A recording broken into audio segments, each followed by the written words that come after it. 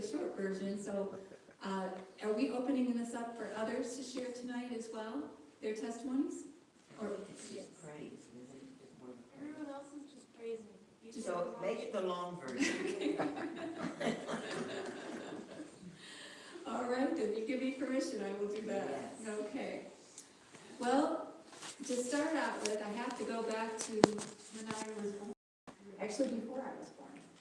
My mother and father, I had two sisters that are older than me, and they separated. They separated before I was born, and my father was very disheartened, and he was living alone. And he had rented out some rooms to some other men in his house, but the Mormon missionaries showed up one day in his door. And they invited him, he invited them in, and of course did Bible studies with them, and he was converted into the Mormon church. And then, I don't know if you guys know much about Mormons, but Mormons have this amazing family unit message for the world, to have this unity in the home. Mormons are really well known for how they really take care of each other and take care of their own, and the home unit is so important. And my dad, of course, he was in a situation where his family was broke up. And so he wanted that so much to bring it back together again. And so, I don't know who called who, but my mom and my dad got back together again. But his stipulation was that if they were to be reunited, that she would become a Mormon as well. Otherwise, he couldn't be with her. So she took lessons and studies, and she embraced it, and they got baptized and back together again, and then I came along. So I was raised in the Mormon faith. And at the age of 5, though, fortunately, my mother, who was having issues with drinking before, fell off the wagon, so to speak, again. And what happened really was that she got our family in debt. My dad had to take a second job. And before he was Mormon, he was a bartender. And he told me he was a bartender. So he felt like he could do that for just a little while, even though that really went, Mormons don't believe in drinking alcohol. So this went against his belief system at the time, but he felt that it was so important that he bring in some more money, and he did not believe that my mother's divorce was to be home with us. So by this time I had a younger brother and younger sister, there were 5 of us. So my dad, you can imagine feeding 5 children and taking care of that. He went to the bar. Well, that's what happened. My mom would get a babysitter, and she'd go around and sit with him at the bar where he was. But you know what's going to happen. You're on Satan's territory there. And there was a lot of jealousy going on. My father was very handsome. My mother was beautiful too. It just, you just get under the influence of alcohol, and you do things and say things you would never do. And so anyway, it broke them up and divorced. And so my mother left. He gave her an ultimatum. He said to my mom, either you stop this lifestyle you're leading and stop the drinking and stay home and be a mother, and I'll stay with you until the children are grown and gone, and then we'll divorce. Well, she didn't want any part of that. So she left my dad. So we lived, with my dad and my son. He got married about a year later. I mean, I can't imagine taking care of 4 kids, because my oldest sister was old enough that she went with my mom. And so 4 children that he was caring for, and needed help, and then he got married about a year later. And we lived with my dad and my stepmom for another 4 years. And so I was raised in the Mormon faith and believed in everything that I was taught, and embraced it.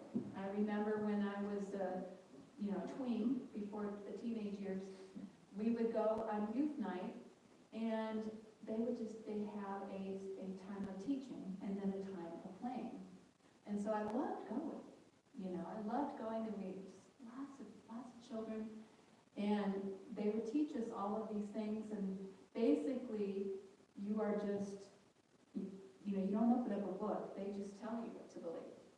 And I was told that you couldn't trust the Bible. I was taught that as a young child, that the Bible had been corrupted, that there was a great apostasy in the Catholic Church. So they do have that same, you know, belief system that we do. They do believe that there was a big falling away by the Catholic Church and changing it, and that they corrupted the Bible, so we couldn't trust it. So that is why the Mormon, the angel Moroni found Joseph Smith one day in the hill of Cumorah because he was praying and asking God which is the true church. And the angel Moroni came to Joseph and said, none of them. And gave him these golden plates, and he translated. It's a long story, and I even do how to reach Mormons. I do like a little training on that, and how to reach a Mormon. But the whole theory, but theology of the Mormons is just so pagan. It's just, they don't even realize how pagan it is. And I didn't realize it either until I left and did some research and study. But in the theology of Mormonism, we pre-existed in heaven, and that the reason why God created the earth was for the spirit children of heaven to receive a body, to come down here to work your way to being a god. Isn't that New Age? They really believe, and that one day, if you are worthy enough, you will have your own earth to be a Christ for, like Jesus. And the theology is so messed up. And they teach that Lucifer was Jesus' brother, so Lucifer is a god. And they believe that in the garden, at the fall, that God lied, and Lucifer told the truth, that you don't die. That you don't surely die. You don't. They believe you don't. And so you can see with all this theology, when they go to the Bible, they think it's been corrupted, right? Because they have this other scenario of what happened. So I was taught this all my life, and I believed it wholeheartedly. But when I got into my teen years, my dad gave us back to my mom when I was 9, and then she lost us to foster care. And my dad didn't come get us. So you can imagine what a messed up childhood I had. And I just didn't have any stability. And even 2 years later, after we got out of foster care, Mom got us back, but she really relied on me to be the mother. And I took care of my younger brother and sister. By this time, my older sister, who was 4 years older than me at the time, she was we came back when I was 13, so she would have been 17. And she didn't want to leave her high school that she was attending and the family she was living in and so she stayed, and she never came back home to live with us. So I was the oldest, and I was to take care of my younger brother and sister. And my mom did not ever attend a Mormon church after the divorce. But what is amazing about the Mormon people is that they take care of their own. Every Wednesday night, we had a ride to church. Every Sunday, we had a ride to church. And I praise God for that, because they did teach me to love God. So I did love God, and I did know that when I got off course that I was living a life. And I never felt at ease with what I was doing when I left the church. So probably around 17, I got very angry about a lot of things, and I got into a group of friends at school, and we drank a lot, partied a lot, and it just continued after high school. And I left the church. But I always believed that I would go back. That was my belief system, is that it was right, and I would eventually come back to God. So I was By this time, I was probably 22, no, I was 21, and I was gone out drinking with my girlfriends, came home one night, and I was just a mess. I really knew that my life was a mess. I was drinking every single night. I couldn't stop. I knew it was wrong. I knew it wasn't good. And I would vow the next morning after that horrible hangover that you get after you poison yourself with all of this stuff, the next morning I would promise myself that I would not go out that night. And I would go. And so this was going on, and I was engaged to another guy that broke my heart, and I was just unhappy, so unhappy. And so I got on my knees one night. The Holy Spirit can work through all of that.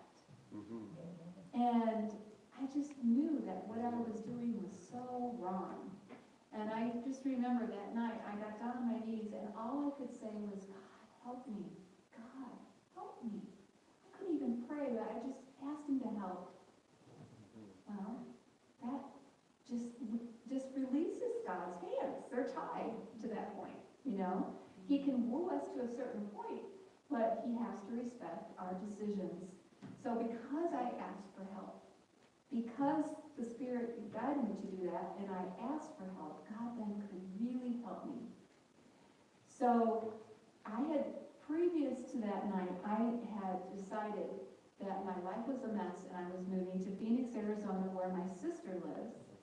And I was going to go to school, and I was going to get away from all these friends that I was hanging out with, and I was going to start over.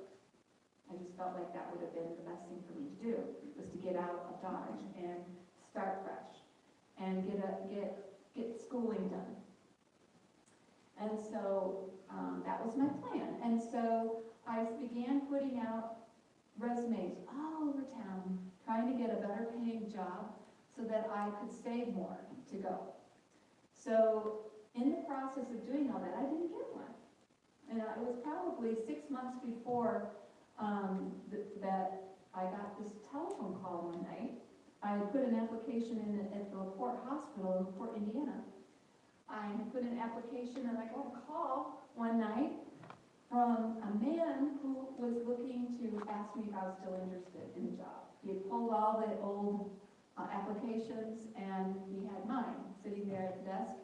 And I said, in fact, yeah. I asked him about the job, and it was much more than what I was making. And so I said, yes, I am interested. So we made an appointment. I went into the job interview.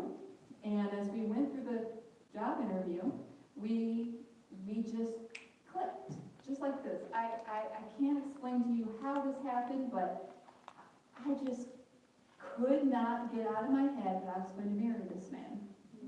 Oh. It just was there. In fact, that interview went on for 4 hours. He interviewed me for probably an hour, and then we spoke for 3 hours after that. And we just talked about everything under the sun, and how we were so tired of the people we were dating, and, you know, on and on. We just both knew that this was not the way to live. And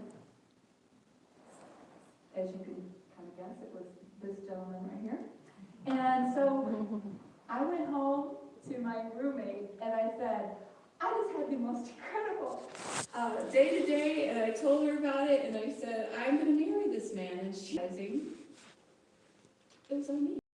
I thought he did. I really thought he did. And I was just like, okay, well, I guess I read that completely wrong. But when he'd walk in the office, my eyes would just brighten up. Hi. And he called me Bright Eyes, because the minute he walked in the room, my eyes would brighten up. But he was so professional and just was no interest, right? And I thought, boy, man, I really read this wrong. And so anyway, happily working for him, still planning on moving to Phoenix, Arizona in the summer. As soon as I could get enough money saved, I was heading to my sister's house. But God had another plan, because he knew that if I had gone to Phoenix, I just you know what happens is when you really, you're just going to set another set of problems that you're going to develop. Because my sister drank and smoked marijuana and everything else. If I was to move into there, do you think I would have stopped? No, it wouldn't have happened. And so I decided that, so I was working for Steve. I was his secretary. And we had been working together about 3 months. And he had an inspection. It was a hospital setting. He was the director for cardiology and a respiratory therapy department, and I was his secretary.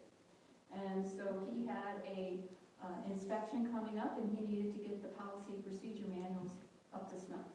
And he said, I need you to work overtime. And I said, okay, great. I need the money, right? I'm saving to go to Phoenix. And so we worked diligently for 2 weeks overtime, getting those manuals ready, working still nothing there, just really nothing there. And my boyfriend I was dating at the time kept calling, your boss is after you. He is not, John, leave me alone. Click. Just craziness. I finally broke up with him. I just you're just too needy. I can't deal with this. So I broke up with him. And Steve was dating somebody else, and he had broken up with her. And so we got done with the policy procedure manual, and the inspection went off like just a beautiful rose. And he just looked like a great leader as he is for the department, and he wanted to thank me for all my hard work. He says, I'd like to take you out to dinner just to thank you for all your hard work, but my boys are coming into town, and I take 3 weeks off in the summer to spend with them. And so after I get back, definitely going to do that. I'm like, sure, great. In my mind, I'm thinking 3 weeks from now, he's not going to go. He's not going to remember. He doesn't, this was just something nicety that he was saying to me, because still, I had the same feeling that he is not interested. Well, he came back to work, and the first thing he said was, when are we going to have that date? When can you go? And I was like, wow, okay. So we set a time, and he took me to this beautiful restaurant in South Bend, Indiana, the old Studebaker Mansion. I had never, guys, I came from a very poor setting, bringing up. The guys I dated, losers, as my sister says, big losers. And I never had anybody treat me like Steve did. I mean, just so open as heart was. Took me to this nice restaurant. I felt so underdressed. We took me to this beautiful place, and we had a wonderful, wonderful evening together. We talk and talk. Steve and I still to this day can talk and talk and talk, and we just clicked. And on the way out, though, I still didn't think that there, starting to feel more comfortable and everything with the situation, but I didn't think that he still was interested. But honestly, you guys, I don't know how this happened, because I don't make the first move. I just don't. I just never did. Well, we're walking out to the car after our dinner, and I don't know who took my hand and put it in his, but it just happened. And then when I did it, I'm like, what's going on here? What am I doing? And then he took it, and he goes, yes. And I was like, he says, I would have never made it the first. I'm your boss. I can't do that. And so I didn't know. He was so professional at work, so good at, just being respectful. I had no idea. But inside, he was definitely interested. And so that was all she wrote, you guys, after that. Then we had a problem. I was working for him. I'm like, what are we going to do now? And so when we realized that this was going somewhere, he went down to his boss and he asked, told him, look, I'm dating my secretary. This isn't good. And his boss said, look, no, we like Cindy. She's a great secretary. We'll move her. So they moved me to a different department. And then after that, that was just the whole talk of the whole hospital. Cindy and Steve, And anyway, that was in July. So a year later, we've been seeing each other. he took me to Chicago, and he took me to this fancy French restaurant. Now granted, we were not in the church yet, so, just to let you know, we weren't living a godly life. And Steve had fallen away from the church too. So he brought me to Chicago. He got a carriage ride. I thought it was the year date, oh, he's going to ask me tonight? Yay, he's going to ask me tonight, I just love it. So excited. And we're sitting the whole evening, carriage ride, nothing. Okay. Sitting there and realizing by the time we're having dessert, nothing. Just nothing. Just having a nice time, but no proposal. All of a sudden, I could not control it. The tears started flowing, just flowing down my face. And he's like, what? What's wrong? I thought you were going to ask me to marry you. And he's like, Cindy, I love you, but I can't marry you. I said, wait, what? I don't compute. What do you mean? You can't marry me. You love me, right? Yes. But I can't marry you. Why? Well, because I can't marry anybody outside my faith. And I was like, then what are you doing with me, man? What is it? I was like, I was so confused. So confused. And hurt. And he was like, we have to be, you just don't understand. We'd have to raise our children Seventh-day Adventist. That's fine. We can do that. No, you don't know what that means. I don't care. I was ready to sign on the dotted line. I just wanted to marry this man. And it was the best thing that ever happened to me in my life.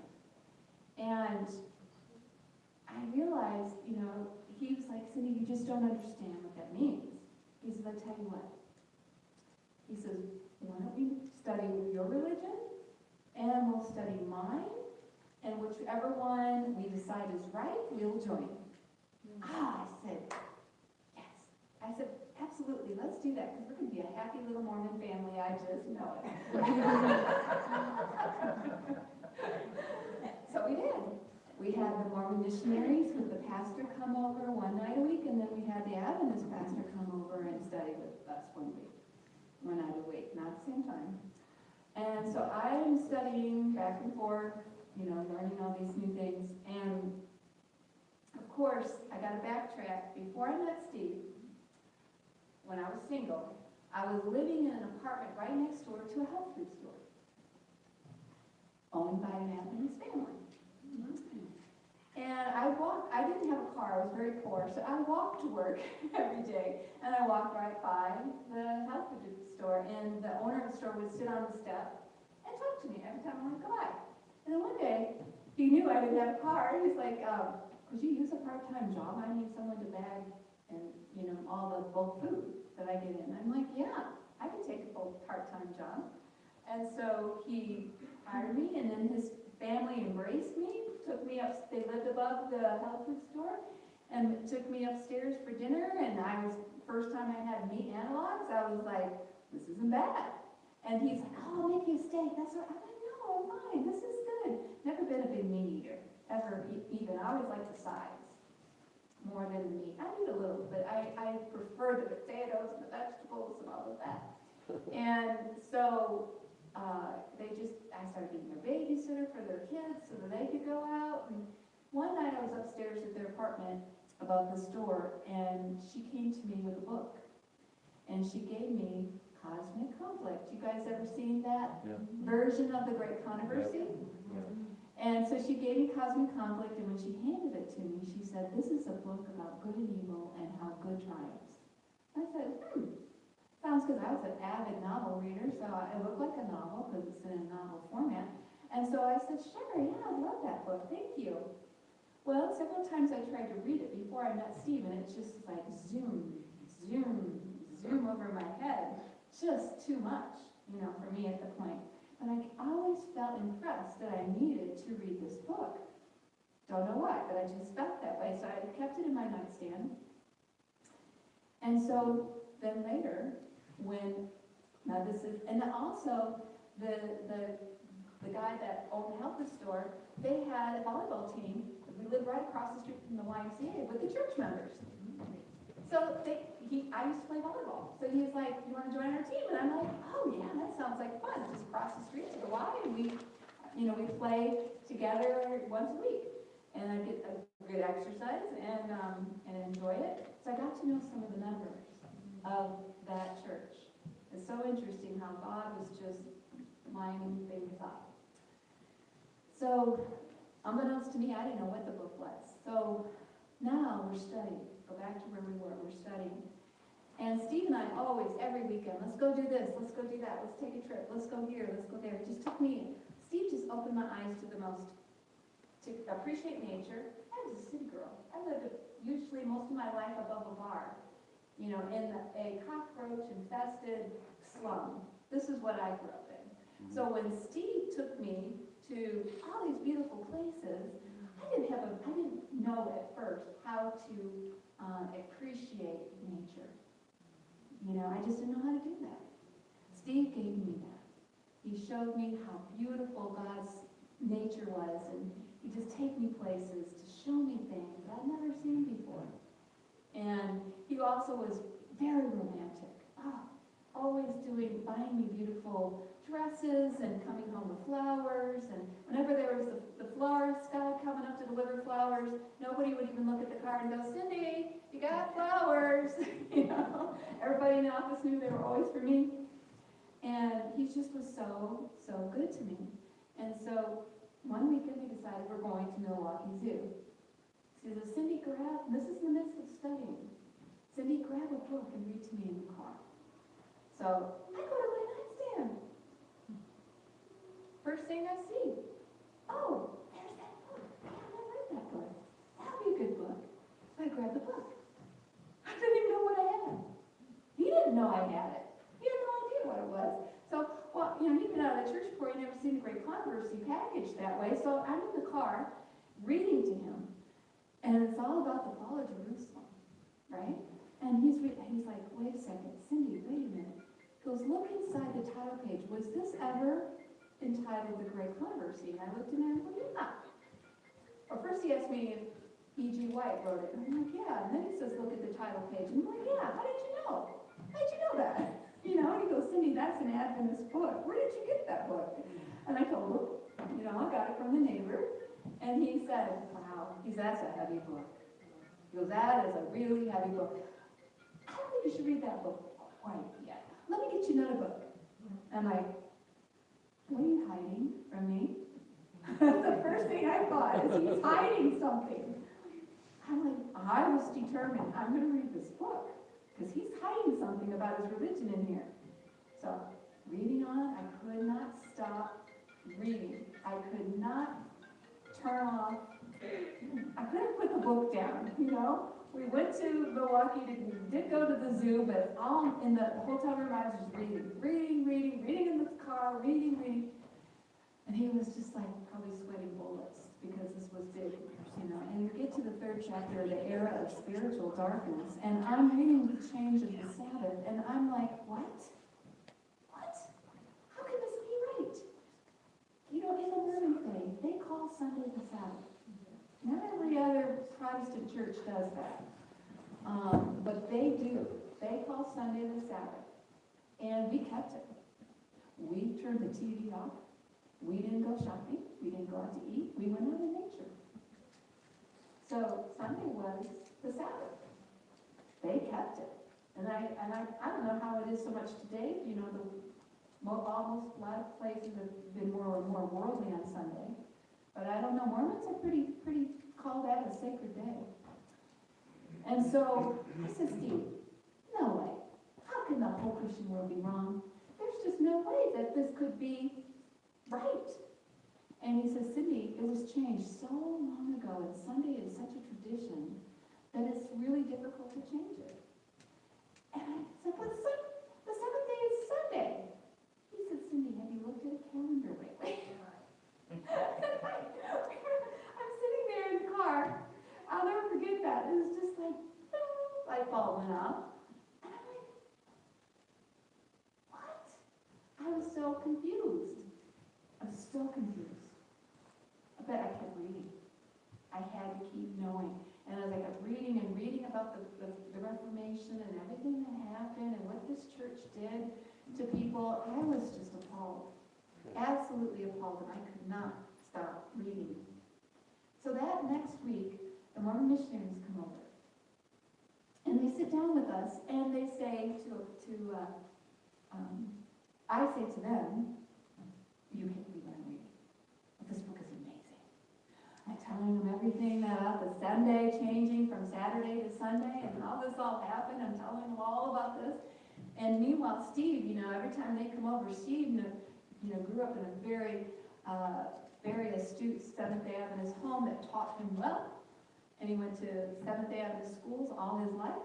And so he knew the doctrine. And he could just rattle off scriptures like this to them and look at this. And because the other thing remember I was telling you, I was raised to not trust the Bible.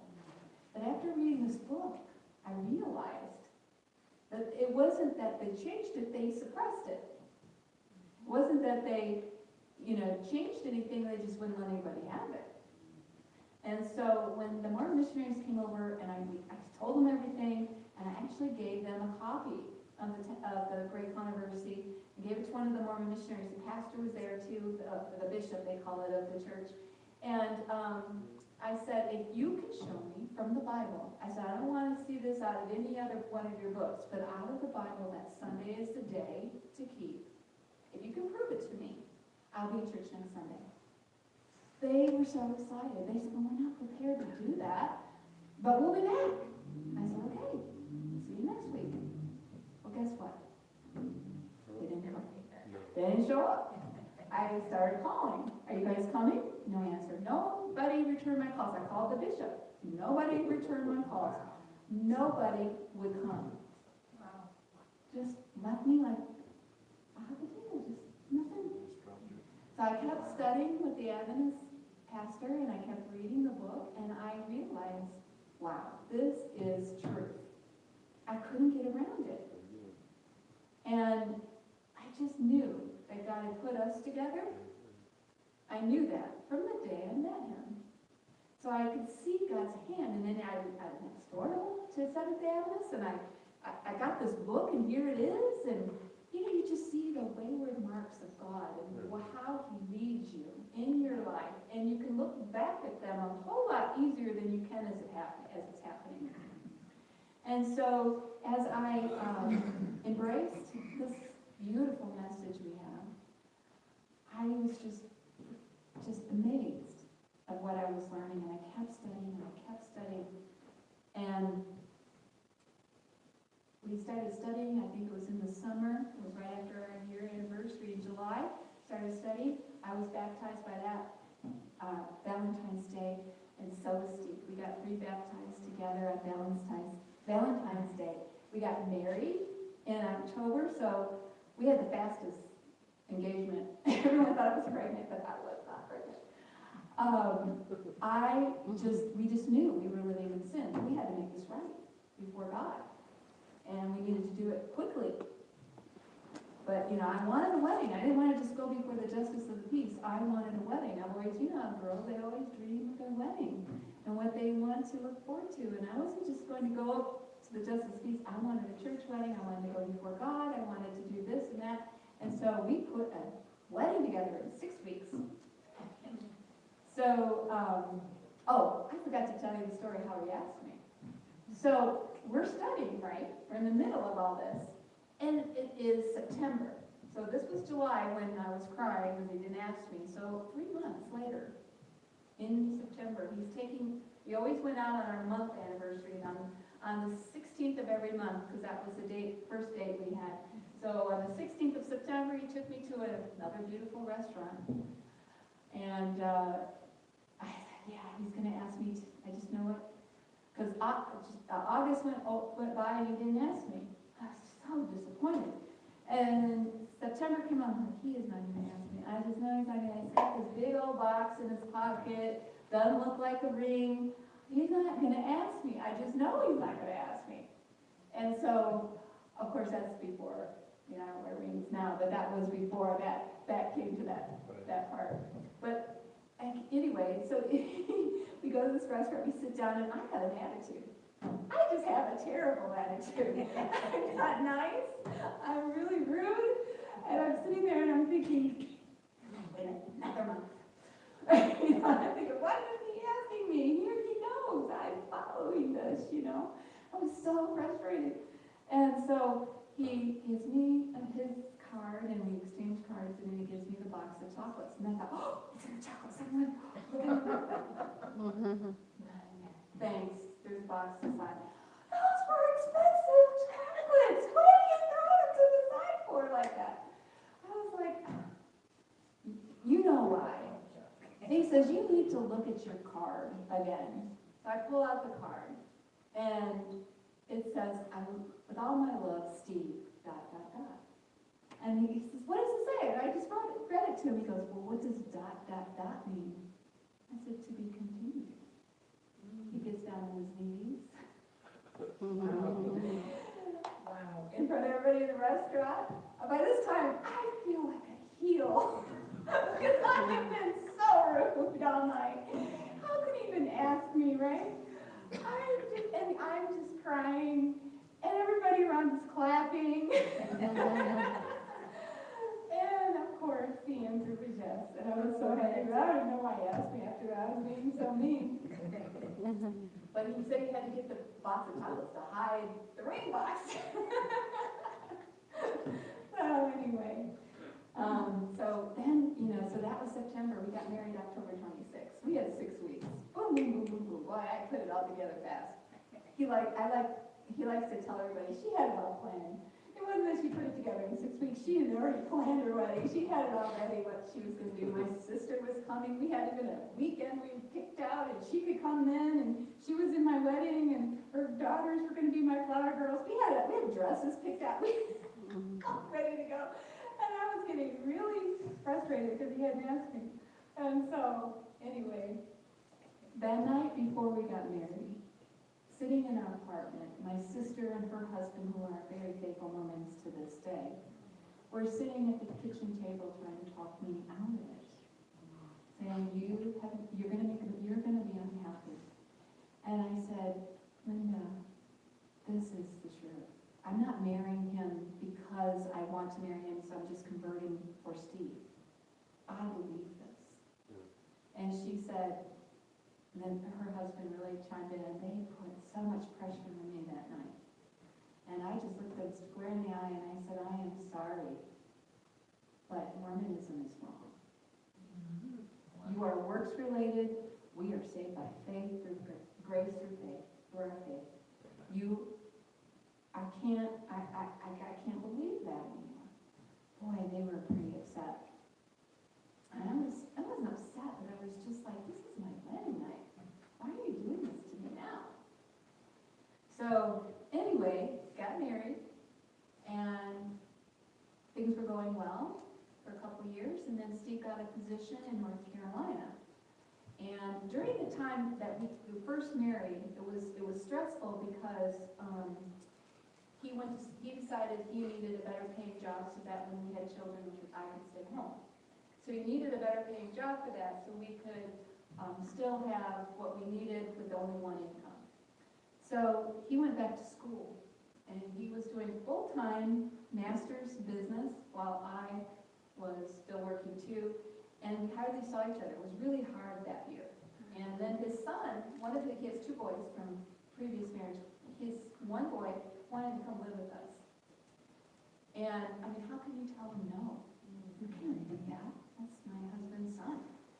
And so he came to live with us, so then we're vying for his attention.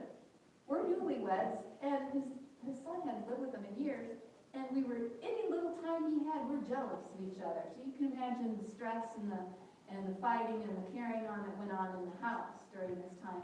And it was very stressful until Steve finally graduated, and then Scott graduated and moved out, and then we moved to North Carolina with a new job. Well, all was fine and good. We were going to church, and everything was fine, and all of a sudden Steve just quit going. And I'm like, what is going on? And he just stopped attending. And he has a really amazing testimony to share sometime, if you'd like to hear it, where he comes from an Adventist point of view of how he found Christ. Being raised with the truth doesn't necessarily mean you know Jesus. You can know the truth. Jesus says, I am the truth. But you don't have that relationship with Jesus can totally change everything. Because a knowledge of the truth will not change your heart. It will not save you. It doesn't. Because you got to know Jesus. And so, anyway, he fell away. I was miserable then. I was compromising because I thought, well, maybe if I do these things with him on Sabbath, maybe then he'll come to church with me. You know, started making all these excuses, and then I wanted a baby really badly, and Steve kept putting me off, saying, wait till I get done with school. Wait till we get in a better position financially. Wait. He was holding me off. And finally I just said, look, I can't wait anymore. I want a child. I want a baby. I always wanted children, lots of children. But, of course, you know, he was married before and had 2 boys, so to him it wasn't as a big, huge thing as it was for me. Anyway, finally we started trying to get pregnant, even though he wasn't even going to church. Which probably why God didn't let it happen at that time, because I lost a baby. And then it took me another, after I lost the baby, then I became obsessed with getting pregnant. And we even went down the road to in vitro and started taking these ovulation pills, which are very dangerous to do. It's not healthy. It's not good for your body at all. But I was desperate. I'm like, I have to get pregnant. And I became obsessed with this. So obsessed that it just drove him crazy. And he was just kind of going along with this for me, but he didn't really want a baby, because he could see that our relationship wasn't good. We fought terrible, and you know, we weren't getting along at all. And so, but I just thought somehow, you know, why did we think that a baby's going to make everything right? I don't know why we think that sometimes, but it doesn't. It just doesn't. It causes more problems. But I was romanticizing it. I wanted a baby, and anyway, I just kept praying and to have a child, and that is what changed me, because it made me get on my knees every morning pleading with God for this child.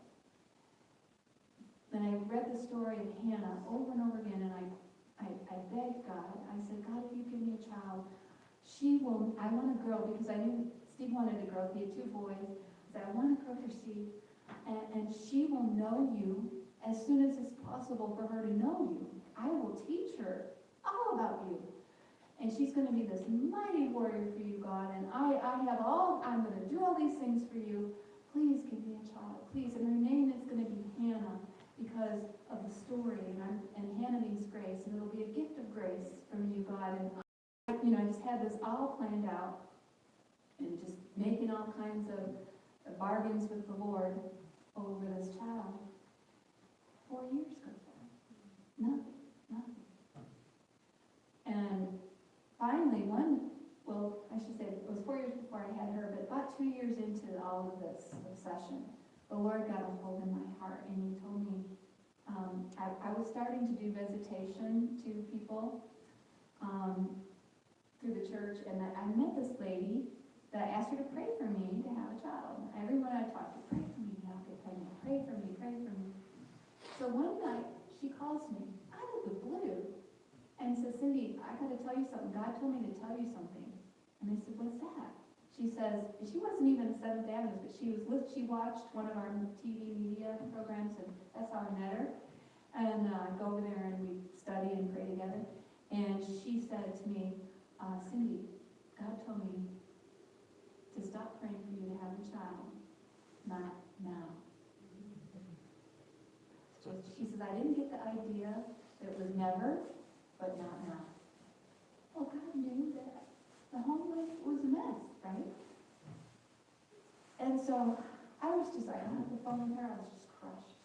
I went in the next morning with my time with God, and I said, I know she's right. I know you've been trying to tell me. But I couldn't accept it. I was just a mess. I wanted this child more than anything else, and it became a god. It became an idol in my life to have a baby. And that, finally I said, Lord, if I have a baby, if I don't have a baby, I'm going to serve you. I'm going to work for you. I don't like what I'm doing anymore. I don't want to be a secretary anymore. I want to work for you. And there's no jobs then, and I knew my husband we needed the income that I was making. And I just knew I was dreaming. But I just kept praying. I kept having my time with Lord. And let me tell you, I fell in love with Jesus in such a deep way. I started reading the Bible from Genesis. I went through the whole thing. I started reading the Spirit of Prophecy. I started buying those American cassette ministry tapes. I started filling my life with truth, just permeating myself with this knowledge of this beautiful message, learning more and more and more, realizing that Steve, at this time, he was the administrator for a big cardiology clinic that, well, it wasn't big at the time, but the doctor hired Steve to come and make it big. So he hired Steve, and they had a conglomerate all over eastern North Carolina, all these different doctors' offices, hiring doctors. So when they brought in doctors, Friday night was the night to wine and dine them. So he expected me to be beside him. So I did for a while. I was compromising. Remember, I trying to appease my husband so maybe he'd come to church with me, hanging on to what I believed was right by a thread. Never stopped going, but I just living a double life. And during this time of wanting a baby, I realized I was not living right. And I needed to make a change. And I needed to stop going out on Friday nights to dinner with my husband. And I needed to stop doing things on Sabbath with him, which I knew weren't right, and I needed to live what I believed. Because I remember crying and saying, Lord, if the mark of the beast were to happen right now, I'd probably take it, because I am not, how can I even stand up? I can't stand up to my own husband and live the truth. How am I going to stand up to that? Amen. So I knew that I was in a bad place. And I just would sob and pray and ask God to help me and to change him. You could see my prayer journals, just, so much pain and miserable. And so, anyway, as time went on, I went to it was in 1996 by this time, I went to a prayer conference. And, If My People Pray, what's his name? You know? Yeah, Randy Maxwell. Randy Maxwell. Went to North Carolina, was having him come, and they had a prayer conference weekend, and he was the speaker. And I had read his book, and it was a very good book, and I wanted to go. So I decided that I was going to go to this prayer conference with some friends from church. And so I went, and it was an incredible weekend. It was really good preaching and prayer time, and on Sabbath, he had this stirring message. I can't even tell you what it was, probably about prayer, but I don't really remember the message, but altar call. He called everyone up to completely surrender to God. I came forward, I just felt like somebody pushed me on my chair, and I was up there, and when I got up to the altar on my knees, I have never, you guys, in my entire life, nor since then, have felt the love. Not that I don't know that God loves me, but felt it. Felt like he was hugging me. I realized how much he loved me. Amen. At that moment. And it broke me. I just was on the floor sobbing. And the lady next to me was hugging me, but I thought it was God. And I was just, couldn't believe the love. All my life, my father, my mother, boyfriends, my husband, no one loved me. I just felt like nobody loved me. What was the point? I wanted a baby so I could be loved, because I thought the baby would love me. I wanted love. And God knew what I needed. I needed love. That's not to say Steve didn't love me, but we weren't getting along, you know? It wasn't good at that time. So, and I remember in my prayer time, I'd say, God, you made a mistake. Why did you put me with him? I must have misread you. Something went wrong, seriously wrong down the line here, right? This is what I was thinking and praying and thinking, I want to be married to a pastor. Why am I not married to a pastor? Now he is. And I tried to leave him a couple times. God's like, go back home. What are you doing? Go back home. You can't leave him. Go back home. I put you together. You can't leave. You can't. I never could. I wanted to. I was so miserable. I wanted out, but I couldn't. I just couldn't. I don't even know how to explain it, but I couldn't leave him. And he kept sending me back. So after this prayer conference, I come home, a new woman in Christ, a new creation, totally transformed, totally full of joy. Amen. Before I went that weekend, I was miserable, unhappy, complaining. Ask him. He'll tell you, never happy about anything. Never was satisfied. Nothing was right. Nag, nag, nag, no wonder you didn't want to be around me. And I would say things to him like, how can you teach me the truth and just turn your back? You know, I would be like the Holy Spirit for Steve. You know, I was just like shaming him. How can you do this? Blah, blah, blah. And he'd be like, you're not my Holy Spirit. And I'd be like, you know better. You know, we'd have all these horrible fights. And I look over at my dog in the corner and it's cowering because we're yelling so much at each other, the poor thing. And, but anyway, the Lord showed me, you want to know it, His Holy Spirit, and you're never going to win Him that way, and you got to stop doing that. You got to just let Him be. And you just got to live your life for me. So I started doing that. I was so happy. I no longer cared that and not that I didn't care he was in church, but it wasn't like, I wasn't angry anymore. I had peace. I had joy for the first time in my life. I was just thrilled with my relationship with Jesus. I couldn't wait to get up in the morning. I had to be to work at 7:30. So I would get up at 5 so that I had that hour, and that hour was over. I would say, God, I want more time with you. I don't want to go to work. I wanted to stay here with you. But I gotta go. I gotta get up. I gotta go get in the shower. I gotta go to work. So this was what was happening after that prayer conference. And one day, I'm vacuuming. Oh, by the way, I gave up having, I just surrendered the baby. Okay? And I remember Steve took me out, I think it was Valentine's Day.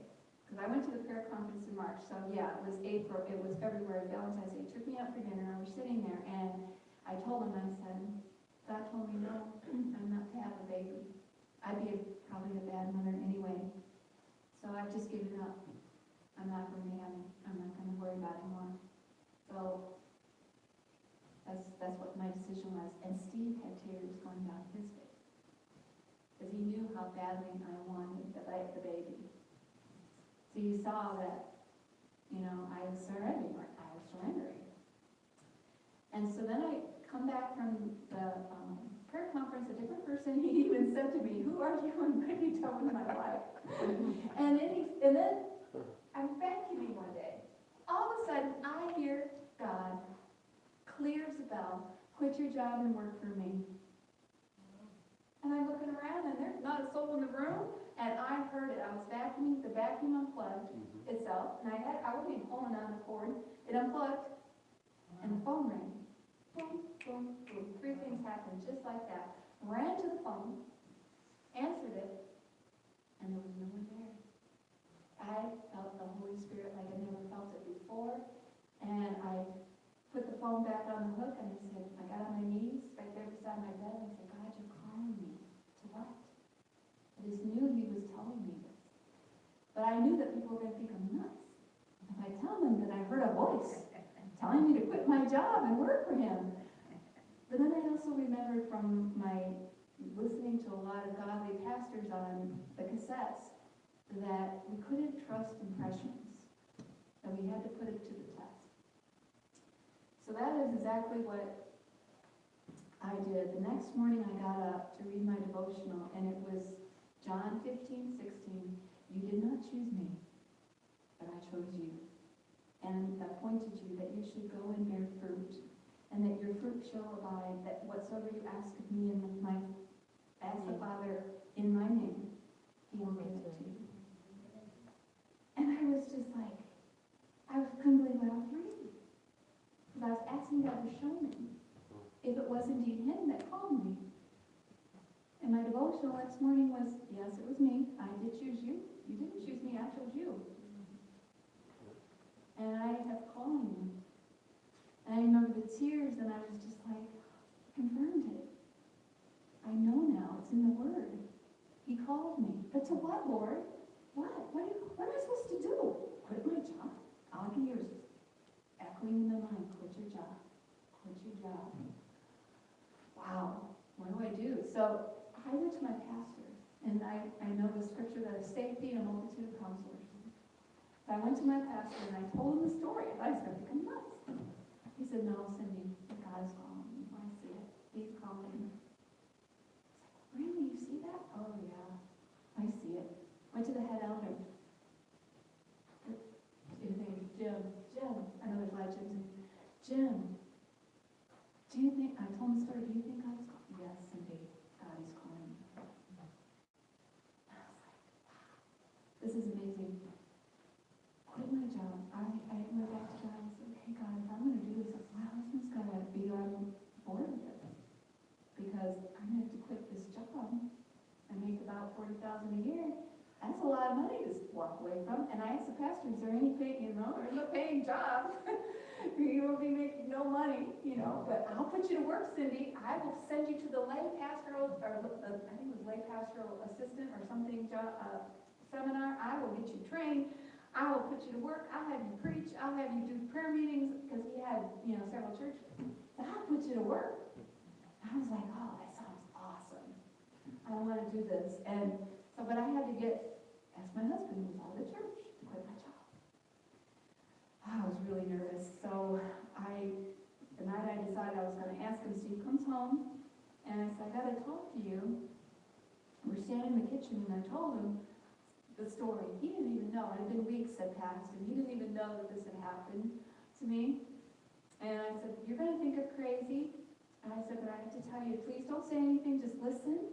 And let me tell you everything that's happened. So I told him what all transpired, and that I'm going to quit my job. He looked at me, and I didn't know what was going to come out of his mouth. But he said, far be it from me to stand in the way of the Lord. Amen. I almost fell on the floor in shock, because that was not my husband back then. It was all about money, getting ahead, blah, blah, blah. Me, quitting your job, not having that income in. I told him that too. I said there would be no income coming in. And he knew all this. I wanted him to know everything before he said anything, but he told me that. I was like, oh, wow, God, this is you. This is you. This is amazing. So I go into work and I tell my boss the whole story. She's a Christian, so I go in and I tell her everything, and she says, she's listening intently, and she says, Cindy, wow, that's amazing. She says, but let me tell you something. She said, why don't you just work to December, this was April, work to December, and I'll give you a $10,000 bonus, and then you quit. And this was on a Friday. She says, go home and pray about it, think about it, and let me know on Monday. Oh, what turmoil I was in. Told Steve, and he's like, I'm not making that decision for you. I'm not doing it. He wouldn't even go into it. He's like, well, that's a lot of money. And, this is back in the 80s. 10,000 may not seem that much now, but back then, that was like getting a $30,000, $40,000, today. And so I was just like, oh. And I was praying about it and just struggling. Because that, thinking, oh, but that's much nice vacuum money, coming in. And I thought, Lord, what if I just waited till then? I'll quit, but maybe not, maybe you don't want me to do this. And I remember I called a friend of mine at the church, and I told her the story, and she's like, Cindy, I can't even believe you even are you're vacillating like this. She's like, God told you to quit your job. What are you doing? This is the devil. Can you not see this? This is the devil telling you not to quit your job. And I said, you're right, Gail. You're absolutely right. You're right. And this is a person that I never dreamed would say this to me. And so I went in Monday and I said, sorry, I will give you a month so I can train someone, but I'm quitting May 1st. Okay. So then I was so happy. Oh, I can't wait. I don't know what God's got in store for me, man. I just can't wait. And what happened was that summer, we decided to do Net 96 in the fall. And I just worked all summer long, following leads, doing Bible studies, and then we had the Net 95 was the first one with Mark Finley, which we had done the year before, but this year, now we're doing Net 96. I think it was Mark Finley again, wasn't it, the second time? Yes, Doug Baxter. Oh, it was Doug? Okay. No, it's still Mark Finley, I'm sorry, I translated that. Okay, 96, you translated it? So, yeah, I thought we did it twice in a row, and then it was Doug. Then after Doug was Pastor and White. I translated that too. Okay. So I was, the leader of the Net 96 program, and it was just so exciting to be involved in this evangelistic series and to be teaching all of this wonderful information to the people I was studying with. And it was a very successful Net program at our church. I think like 8 people were baptized. And we were thrilled. It was exciting. But in September, we started, it was October, I think. No, it was in September when it started. And I remember it was the Sabbath of it morning that it was opening night for us, because we started the night later. Usually it starts on Friday, but we were recording and playing it. So we started a day later. Because we had technical difficulties and we didn't want to have any technical difficulties. So, Sabbath morning, or a little bit before that, I realized something. I haven't had enough. I thought to myself, no, don't do that. I came home and I told Steve, he's like, honey, don't go down that road again. If you are, you are. Whatever you just, it's all, because I used to buy, they were going out of style. Secondary marketing, when I was going to, and anyway, so he told me not to go buy them. I don't go buy them. And so I did. What do I ever do? But he asked me to do it. I don't know how it puts up with me. So I went out and I bought one. And the next morning, positive, boom, positive. Did a second one, boom, positive.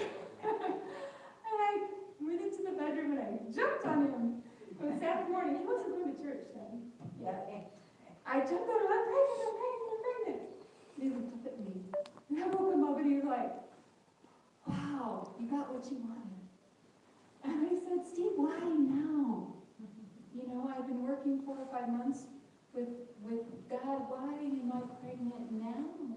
I couldn't understand. I was so happy. I knew this would change it all. I have a baby coming. And did it ever change? I was so sick. I had one of those, not just morning sickness, all day sickness for like 3 months. And I remember laying in bed thinking to myself, this is good. The doctor told me this is good because the last time I had a miscarriage, my hormones weren't increasing. He said, that's why you weren't sick the first time, but now you're sick, that's a good thing. You're sick because the hormones are increasing and the baby's growing and everything's good. And so I'm laying in bed going, this is a good thing. This is a good thing. And I was so happy though, and I couldn't even go to the Net 96 meetings. I was sick. Every night. I couldn't go. And I just kind of dropped off the face of the earth. The pastor's like, what happened to my assistant? And so anyway, finally, I started feeling better, and I went back and started doing some work, but then had the baby, and I just I stayed home, and I was a very firm believer, and I needed to be home with my baby, so I would do correspondence Bible studies, and do what I could from home, but I didn't do any outside ministry. And long story short, Hannah's about 18 months now. And it's our anniversary.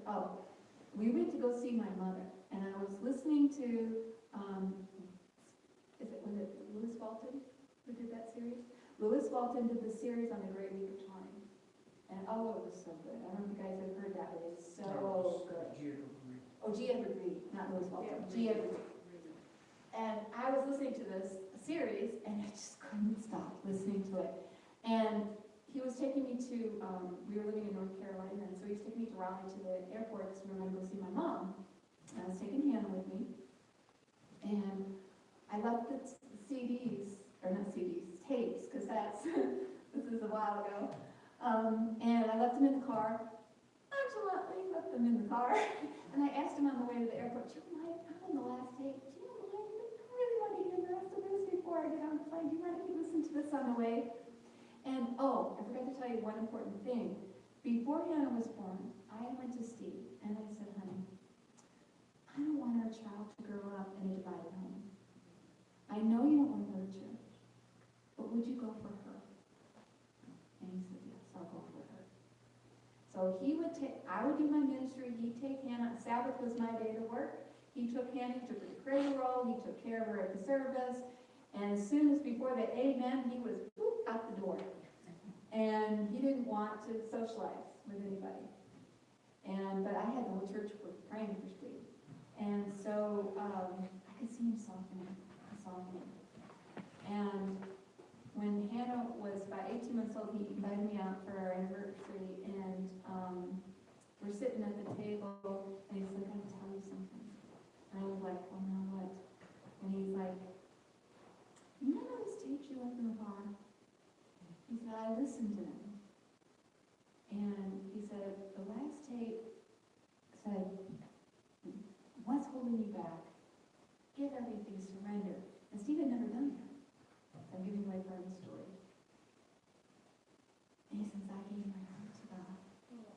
Amen. And I was just like elated.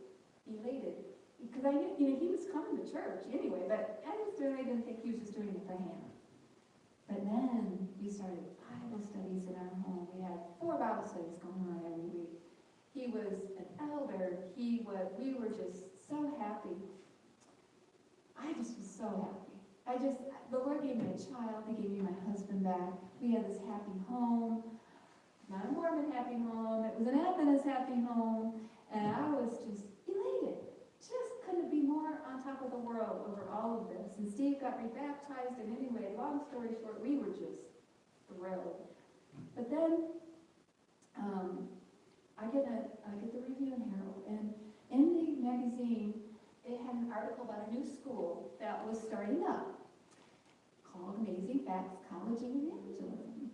And I read the article, and I just felt the call, the Lord saying, go, but I'm like, how can I go? I have a baby. I have a 3, by this time she was almost 3, she was 2. I have a 2-year-old. How can I go to a school for 4 months? I have a 2-year-old, Lord. And so I said, if this is something that you want us to do, all 3 of us got to do this together and go. But how is that going to happen? He's got a job. How's this going to happen, Lord? But I just will let you lead in this. I'm not going to push anything. This has got to be from you. So I gave Steve the article. I said, read this. He read it and was, oh, that's interesting. And he set aside nothing. I'm like, okay. Well, God, I guess not. It's just me. I just want to do this. So I'll just let you continue. I'm happy. I'm just happy to go on about my business. And then, about a week later, we were watching 3ABN, and that school advertisement pops up. And I'm in the kitchen, Steve's calling me, Cindy, come and look. You remember that article that we read? Look, isn't that it? I'm like, yeah, that's it. And he goes, look at me, and he goes, you want to go? Yes, I want to go. Are you kidding me? How can you do this? At that time, his job was just falling apart. The doctors were fighting over the millions they were making. That this doctor made $1 million more than the other doctor, and how, Steve's job was just a mess. And he's like, let's fast and pray for 3 weeks, and let's see if the Lord leads me to quit, and we'll just sell everything and go. I'm like, really? He says, let's pray. Yeah. So we did. We prayed for 3 weeks. And I always thought that Steve would go, and I would just take care of Hannah and glean. Everything, I'd read his books, and I'd glean everything I could, whatever he was learning at Apple, because I didn't see how on earth I could go. And I didn't think he could take more than 4 months off, he ended up quitting his job. And as we were going through this 3 weeks, I was getting confirmation, we should go, confirmation. He wasn't. It's like, Lord, I don't understand. Why aren't you giving my husband confirmation? Why are you giving it to me and not to him? And it was so confusing. And then I decided one day to take my daughter strawberry picking, and we came back, and he was sitting in the yard, and he had this look on his face like something was wrong. And I came up to him, what's the matter? And he says, I have something to tell you. I said, what's wrong? He said, I'm not going. I'm going to take care of him. And you. I'm like, what? Please. That I could go through the class. And I'm like, are you sure? Because I have never been more sure about anything in my life. God is calling you, Cindy, and he wants me to take care of Hannah so you can go. He quit his job, we sold everything, and off we went to California. Everyone thought we were nuts. Steve had this amazing job, and his family, he had a beautiful home, beautiful out in the country in beautiful eastern North Carolina. We had a boat, we had a motorhome, we had everything anybody could, the American dream, right? American dream. We had sold it all. People thought we had lost it. Really did. And we went to, there's so many stories to talk about how the sale went and everything, but we went to Amazing Facts, and I've never been so happy in all my life to go through that kind of training, day and all, just drinking it all up, just hungry and thirsting after God's word. I learned Daniel and Revelation like I never learned before, and I just couldn't believe how beautiful it was. And then when I got done and was graduated, we had to decide. Our house didn't sell in North Carolina. It had sat there on the market for 4 months and didn't sell. And we were paying mortgage payments, we were paying apartment payments, we had to have an apartment to ourselves because we had a child, couldn't share with anybody, and we were like running out of money. We had a huge yard sale before we moved and sold $10,000 worth of merchandise. That's how much stuff we had. And it was just really, I was very materialistic back then. But not that I'm perfect at it now, but that's, the Lord has shown me what's really important. It's not a house, not everything. He blesses us with those things, but that shouldn't be our priority in life. And anyway, we lived on it, $10,000. We lived on it. And we got done, and we didn't know whether or not Steve was to go. But we were to go back, and Steve was to get another job there, and we'd go back, and I'd just be a bottle worker in that area. So we fasted and we were praying again, just determined whether Steve was to do the training. And we asked God to show us. So I take Hannah to Cradle Roll, and my teacher there at Sac Central came up to me and said, stay after class. I gotta tell you something. I had a dream about you guys last night. I didn't even hardly know her. I knew her because she was Hannah's teacher, but I didn't really know her. And she had a dream. God gave me a dream that I saw that Steve was to be on a small platform. And that you and your family, your unity was to be a blessing, and you were to be in the ministry. And she didn't know that we were fasting and praying. She didn't know that we were trying to decide what to do. She had no clue. She didn't know us. I said, Steve, you're not going to believe this. I showed it to him, and he was like, whoa. Steve was still a little leery. And I'm kind of cloudy after that. God gave you another, he confirmed it. And so we stayed, and we went through another 4 months. Then we were outreach partners, because I had already been through it, so I was his outreach partner, and we planted a church in Lincoln, California. And Hannah would go with us door to door, and it was so hot. Oh, it was so hot. I remember we come up to the door, and they'd be like, oh, it's so hot. Come in and have some lemonade. They just, everywhere we went, oh, come on in. They see this little girl with us. Oh, come in. It's hot out there. And we just just got doors opening left and right, and Bible studies happening, and Hannah went with us everywhere, and I was just never so happy in all my life to be doing this ministry together. I've never been happier than when I'm working with Steve. God put us together for this purpose. And I believe that this, God, when we surrender, it's all about surrender.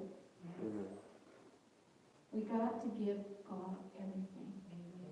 And when we do, get on that train and ride it. It is exciting. I never will look back. I would never want what I had before. God is so amazing. He has been my best friend, the lover of my soul. Got me through the worst times. And now we're going through another trial with our daughter. This beautiful girl that God blessed us with, it was a miracle child, has gone astray.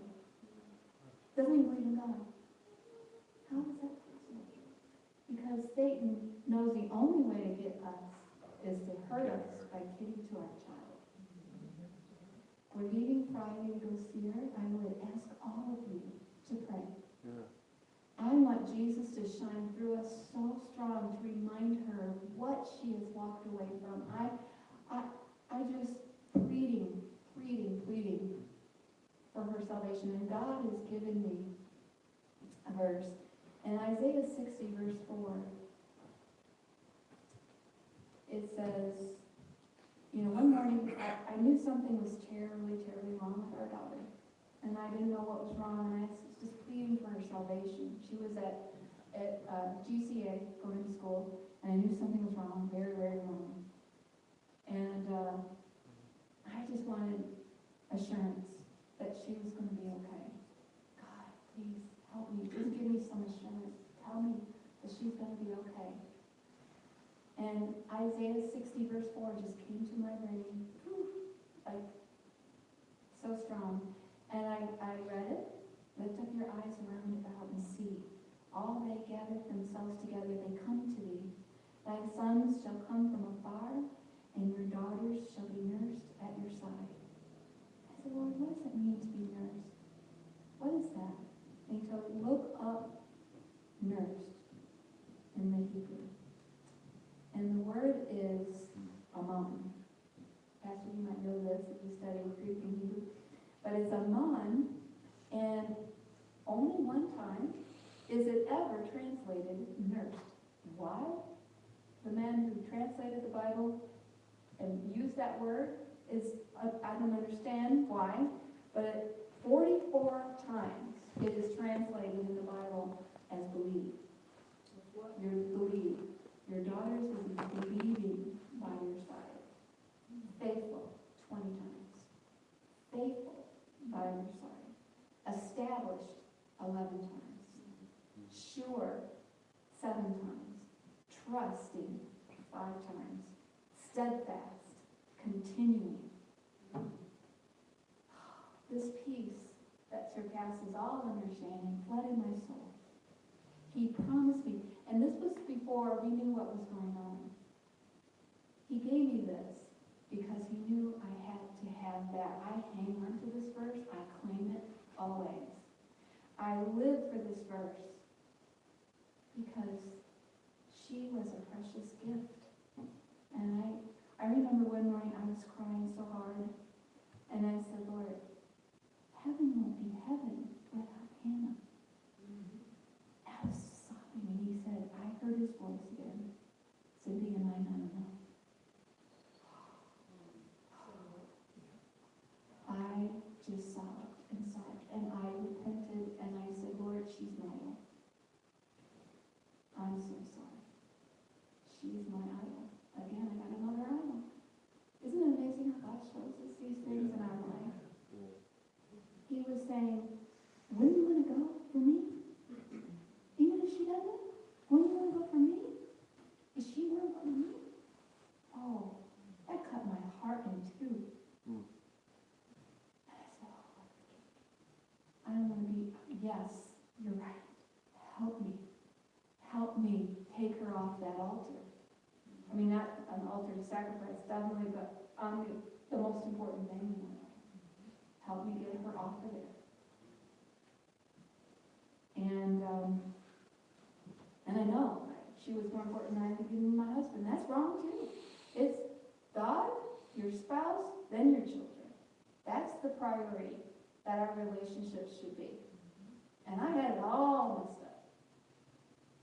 All messed up. And I apologize to Steve. I knew that I was not making him more important than her. But I don't know, if you want something so much, and when they put that baby on me, I didn't know I had that kind of love in me. I didn't know there was that kind of love. When they put that baby on my belly, I just got in love. And I tell her that all the time. I tell her, you don't realize how much your parents love you until you have a child of your own. And that's why I can't understand mine. Because mine didn't. But the verse that always, he was a father to the fatherless. And if your mother forsakes you, I will never forsake you. God showed me that day at that prayer conference, how much you love me. And sometimes God has to rip idols out of your hands so that you can make him number one again. I'm not saying he did this, but he allowed it. I was mad at him for a while. I was saying, I did everything right, Lord. How could this be happening? This is not happening. This cannot be happening. I was angry. Lord, how could you let this happen? And then he began to show me, no, Cindy, no, you didn't do everything right. You remember this? Oh, remember that? Remember how legalistic you were with her on this? That's true. Hannah could do nothing right. I wanted a perfect baby, and there is no such thing as a perfect child. In my mind, I had promised God, right? I had to formulate this child to love God with her whole heart, and she was going to be this amazing missionary, and she was going to do all these things for God, and I had her whole life mapped out for her. Well, she had no choice. She rebelled. Rebelled.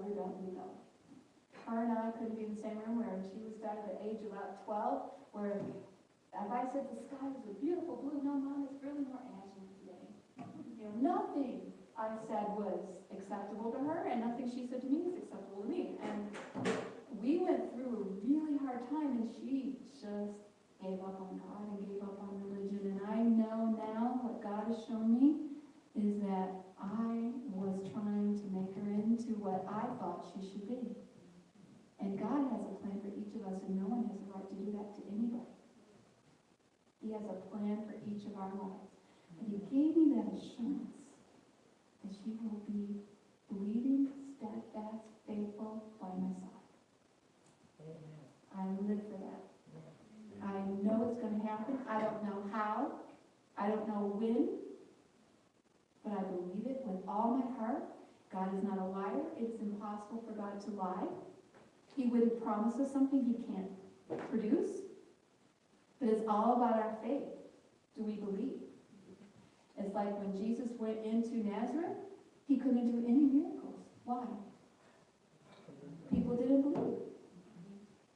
He can't do the miracles if we don't believe. So when I speak and share my testimony, I tell mothers and fathers, if you have children that are strayed, you have to believe. Amen. It may look like it's an impossible job for God, but you have to believe, because there's nothing impossible with God. And I 100% believe he gave me this child, and he's going to need to get her back. I said, Lord, I dedicated her to you. She dedicated herself. She was baptized. Steve studied with her and baptized her at the age of 10. And she loved Jesus. She loved God. As a baby, she'd stop and pray. I saw her playing with her dolls, and she preached to him. And of course, she was mimicking Daddy, but she loved Jesus. And as much as she wants to deny it right now, she loves Jesus. And so I know she's going to come back. I believe it. I don't know how. It's painful right now. It's very, very painful. It's even painful to go see her. But please just keep her and us in prayer. Because we'll be there for 10 days. And she lives in San Francisco, and she lives right outside of San Francisco in Oakland, and she's living in Sodom and Gomorrah. Yeah. That's where she is. Mm-hmm. So I want to thank you all for your attention. Wow, I went on and on. I didn't mean to do that, but it just happens all the time. I want to read you this song. I'm 22, verse 22. This is what I hope I do. I will proclaim unto my brethren. In the midst of the congregation, I will praise him. And I pray is what I did tonight. What was the scripture? Isaiah? No, I'm sorry, I said Isaiah, but it's Psalms 22:22. No, that was now, but before we were. Isaiah 60, verse 4. Oh, that's what I thought. Mm-hmm. So, yeah, thank you for your such gracious attention tonight.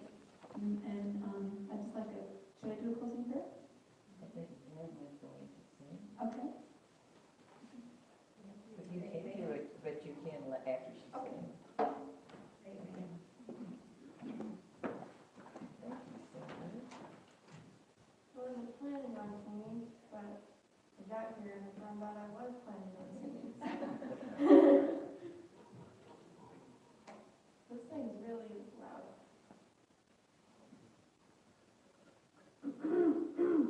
God has always been faithful.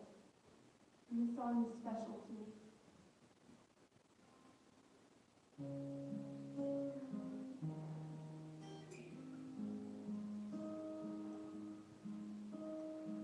Morning by morning, I wake up to find the power and comfort God's hand in mine. Season by season, I watch Him dominate in all of the mystery, His perfect ways. All I have need of, His hand will provide. He's always been faithful to me.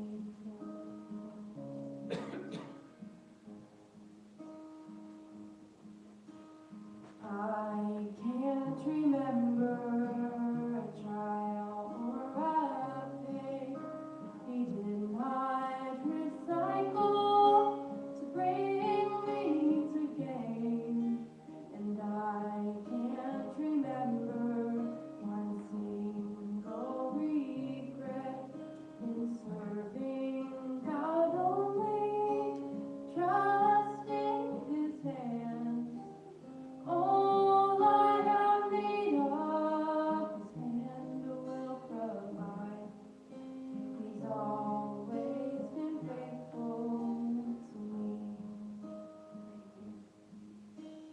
This is my anthem, this is my song, the theme of the stories I've heard for so long. God has been faithful, He will be again. His loving compassion, it knows no end. All I have need of, His hand will provide. He's always been faithful, He's always been faithful. You've always been faithful to me.